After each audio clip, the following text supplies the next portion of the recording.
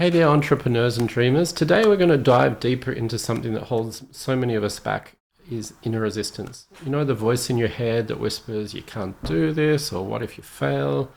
Well, I'm here to tell you that inner resistance is like a paper tiger, and you have the power to overcome this.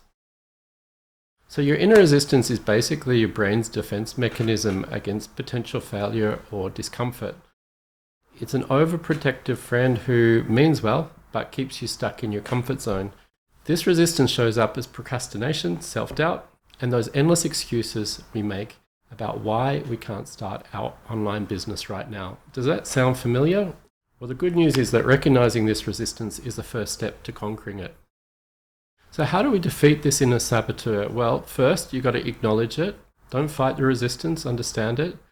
Ask yourself what's really driving your fear. Is it a fear of failure? Is it a fear of looking silly?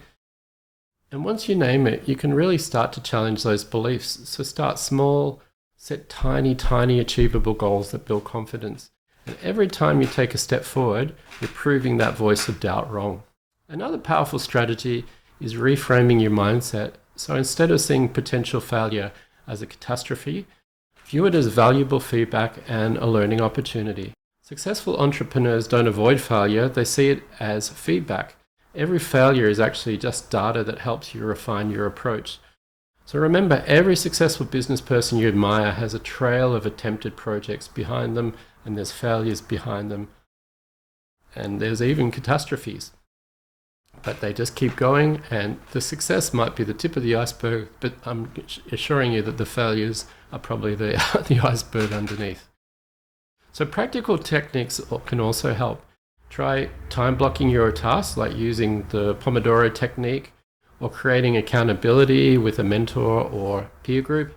Sometimes external structures can also help push past this internal resistance, so the key is consistent, small actions that build momentum. Your online business journey starts with believing in yourself more than you believe in your fears. So resistance is normal, but it doesn't have to be permanent. You've got this, and I'm here to help you every step of the way. That's all from me. I'm Dr. B. Good luck with your online business.